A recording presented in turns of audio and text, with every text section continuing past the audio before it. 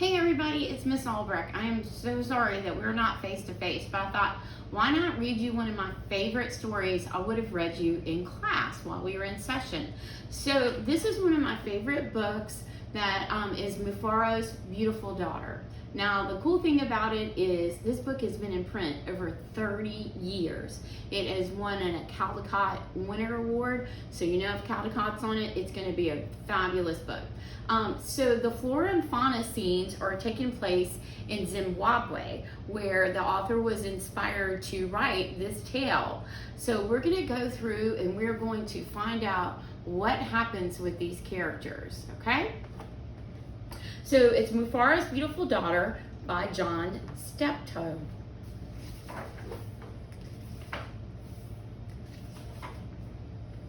A long time ago, in a certain place in Africa, a small village lay across the river and a half-day's journey from a city where a great king lived. A man named Mufaro lived in the villages with his two daughters. They were called Manara and Nyasha. Everyone agreed that Manara and Nyasha were the most beautiful.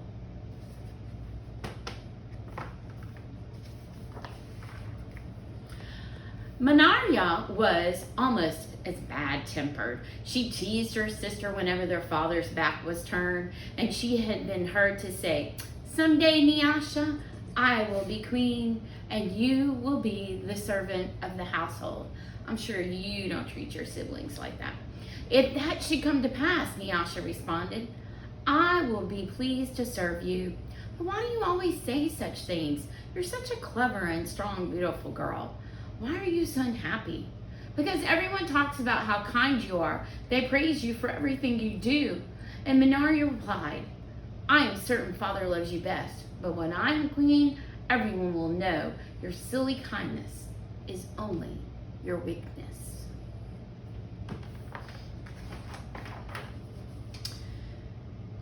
Nyasha was sad that Manara felt this way, but she ignored her sister's words and went about her chores. Nyasha kept a small plot of land on which she grew millet, sunflower, yams, and vegetables. She always sang as she worked, and some said it was her singing that made her crops more bountiful than anyone else's. I think Sirius and Ginny wanted to join in on this story. One day, Nyasha noticed a small garden snake resting beneath the yam vine. "Good day, Nyoka," she called to him. "You are welcome here. You will keep away the creatures who might spoil my vegetables." She bent forward, gave the little snake a loving pat on the head, and then she returned to her work. From that day on, Nyoka was always at Nyasha's side when she tended her garden. It was said she sang all more sweetly when he was there. Now, I don't know about y'all, but I think I might stay away from snakes.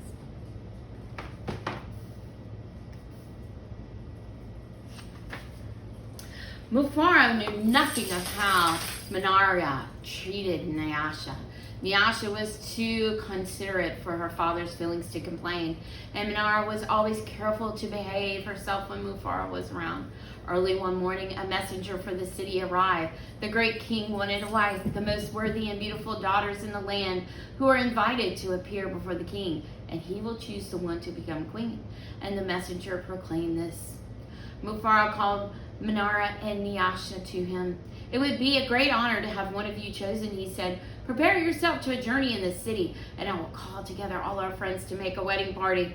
We will leave tomorrow as the sun rises." "But my father," Manara said sweetly, "it would be painful for either of us to leave you, even to be the wife of the king. I know Nyasha would grieve to death if she were parted from you. I am strong. Send me to the city and let poor Nyasha be happy here with you." Mufaro beamed with pride. "The king has asked for the most worthy and the most beautiful.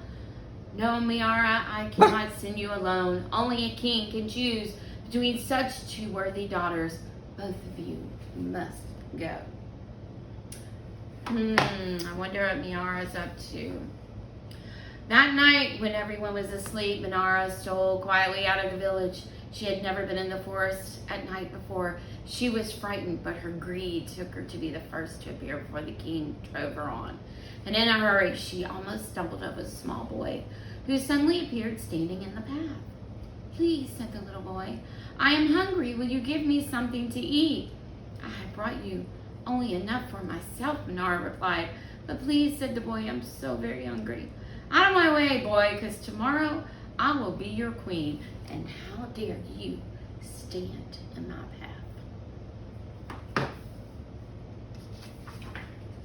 After traveling for what seemed like a great distance, Minara came up to a small clearing. There, silhouetted against the moonlight, was an old woman seated on a large stone.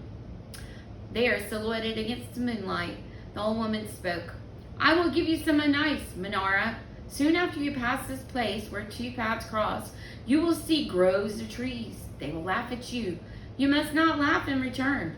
Later you will meet a man with his head under his arm, and you must be polite to him.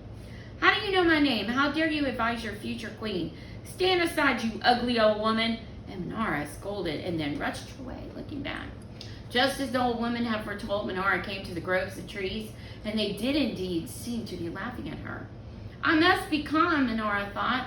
"I will not be frightened." And she looked up on the trees and laughed out loud. "I laugh at you, trees," she shouted, and she hurried on. It was not yet dawn when Minara heard the sound of rushing water. The river must be above the head, she thought. The great city's just on the other side. But there, on the rise, she saw the man with his head tucked under his arm. Minara ran past him without speaking. A queen acknowledges no one who pleases her, she said to herself, and I will be queen. I will be queen, she chanted, and she hurried towards the city.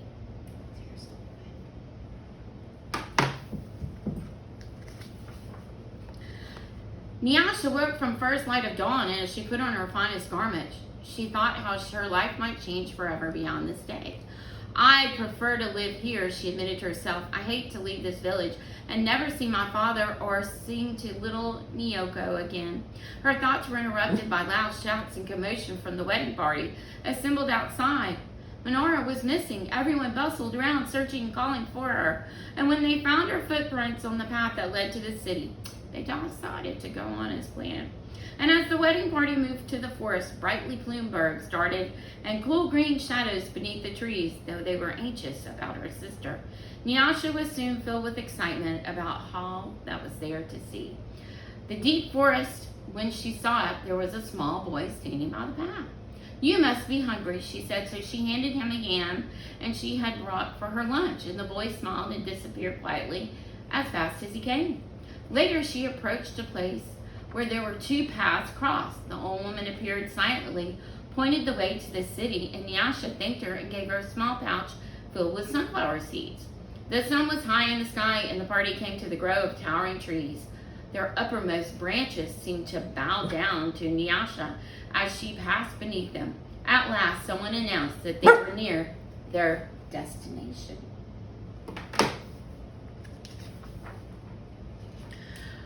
Nyasha ran ahead and topped the rise before the others could catch up with her. She stood transfixed at her sight of the first she had seen of the city. "Oh, my father," she yelled, "a great spirit must live here and guard this. And look what lies before us. I have never dreamed there could be anything so beautiful."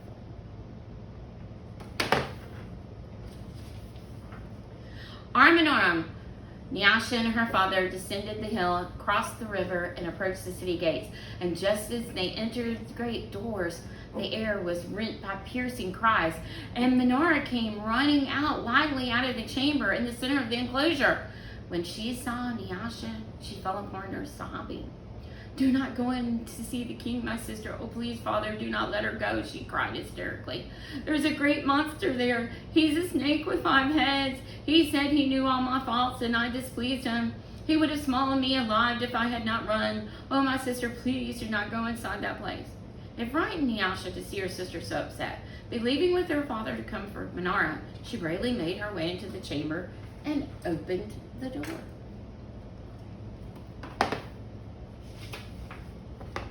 On the seat of the great chief's stool lay the little garden snake. Nyasha laughed with relief and joy.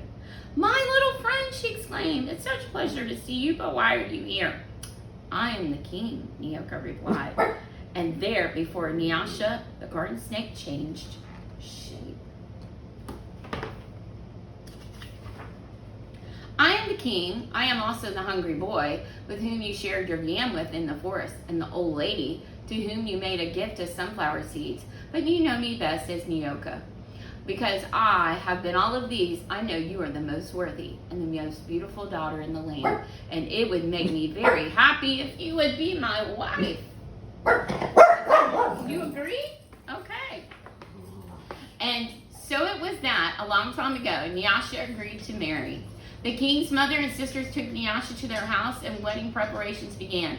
The best weavers in the land laid out the finest cloth for her wedding garment. Villagers from all around were invited to the celebration, and a great feast was held.